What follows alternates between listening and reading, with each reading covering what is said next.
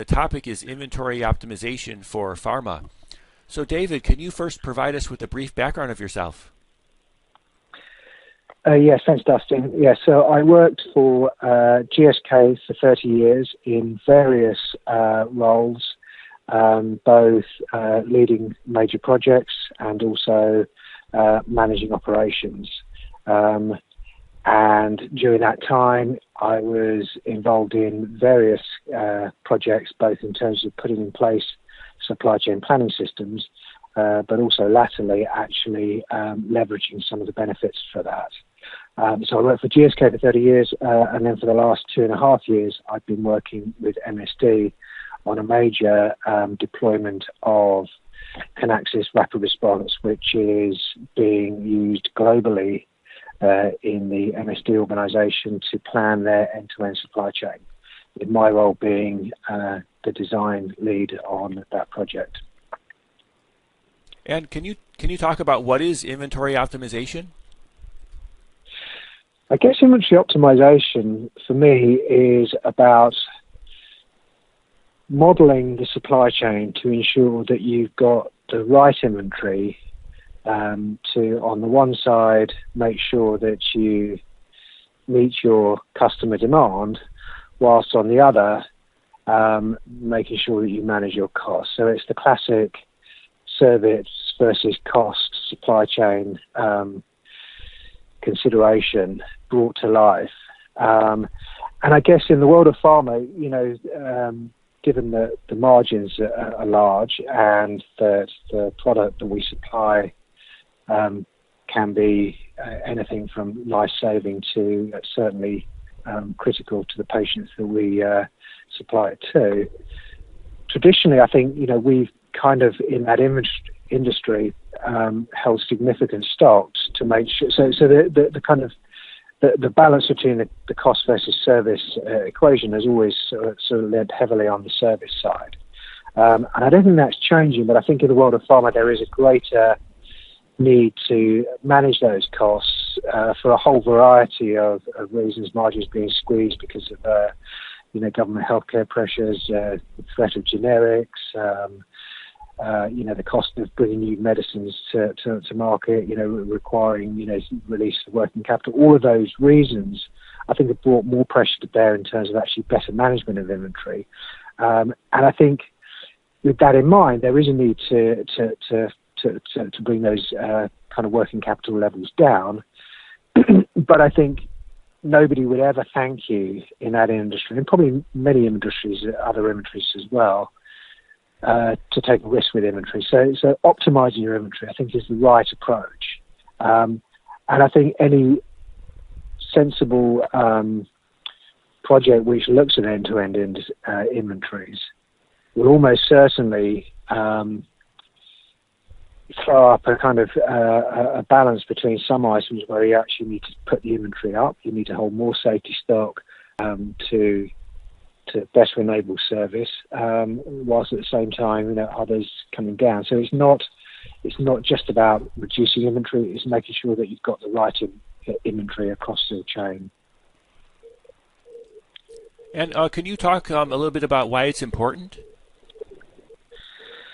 Well, I guess it's important, for the reason I kind of alluded to. You want to get the right balance between service and cost. Optimizing your inventories and making sure you've got the right inventory is kind of critical to that.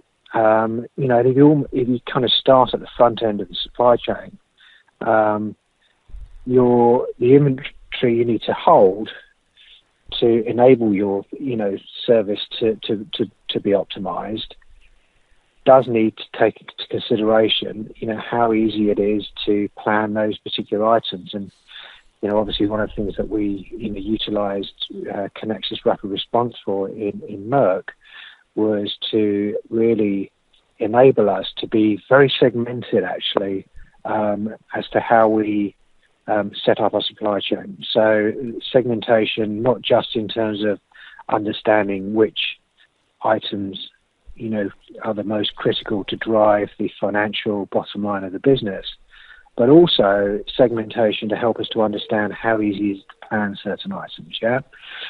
And so from that, you start to kind of roll back into your inventory optimization discussion. Certain items where the sales are very predictable, you can hold a lot less inventory because, your forecasts are very reliable, and you can provide a very secure signal of what that demand is back to the supply part of the organization, and provided there's no major volatility in terms of the supply, your inventory can be a lot less than another item where maybe you've got huge levels of volatility where it's not really possible to easily forecast, in which case you've got a whole different inventory consideration to make. Do you hold more inventory if it's a cheaper item or an item which doesn't drive too much cost? Then yes, you do. If you can't do that, maybe you need to start to think about whether you hold more intermediate stock, etc. And so you start to see the story, really. It's all about understanding what you're going to sell. It's really about understanding the sort of criticality of the various items that you sell in terms of what they drive in terms of the business. It's understanding how easy it is to plan and supply those items, how predictable it is, how kind of volatile it is, how much uncertainty exists in the supply chain. And through that, calculating through a modeling exercise, and there's a whole host of statistical calculations which can be used to support it, but through that, making sure that you model an optimal state which says this is the inventory we're going to hold in finished packs, this is what we're going to hold in intermediates, this is what we're going to hold in bulk, and this is the reason why we're going to hold it, and this is what we would consider a best state. And of course, when we say optimal, optimal changes all the time because all those variables are changing all the time. So it's probably to actually get to a pure mathematical optimal state would be very, very difficult. But I think you're always driving towards holding that right stock to meet those service objectives of the organization. Can you share with us how it's done effectively? Well, I've done it in both GSK and I've done a similar exercise in MSD as well.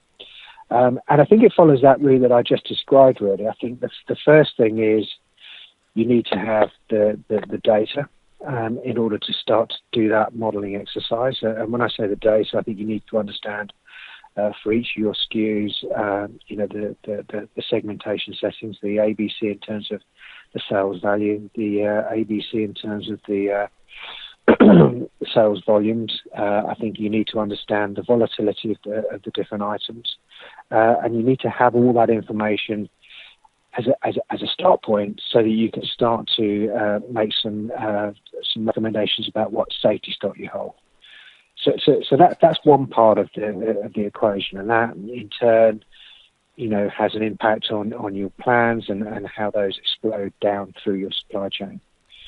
I think the second part of it is how you start to model things like cycle stocks. Yeah. So based on the segmentation again, how frequently should you be making stuff? And there's a kind of balance to be set between the complexity that you place on your manufacturing organization versus how much inventory you tie up in cycle stock.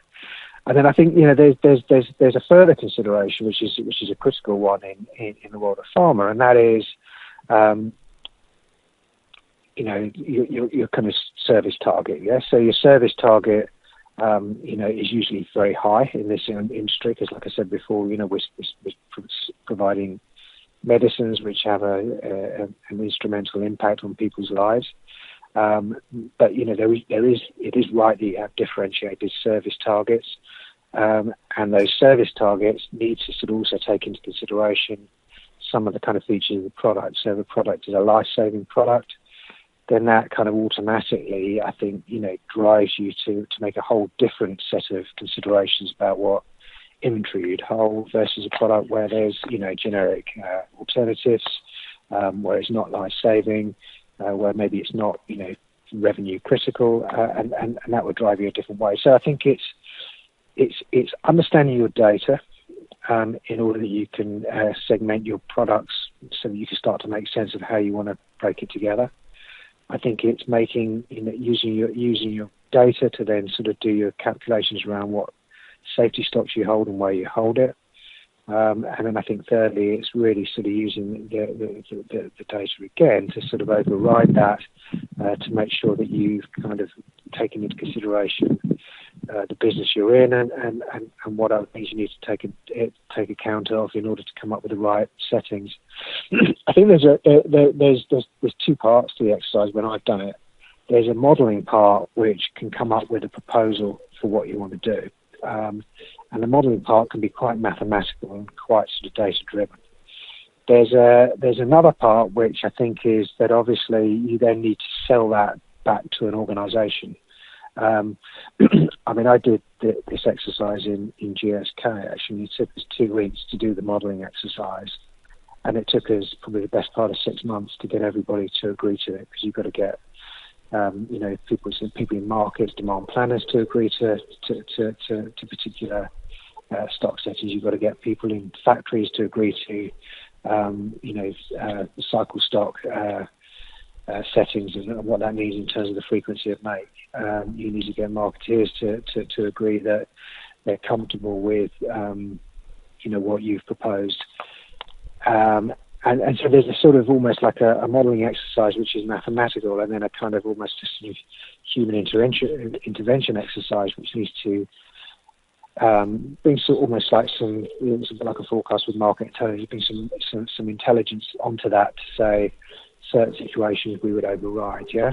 But all the while, when you do the exercise, I think, the data drives it, because ultimately you do need to understand, what your current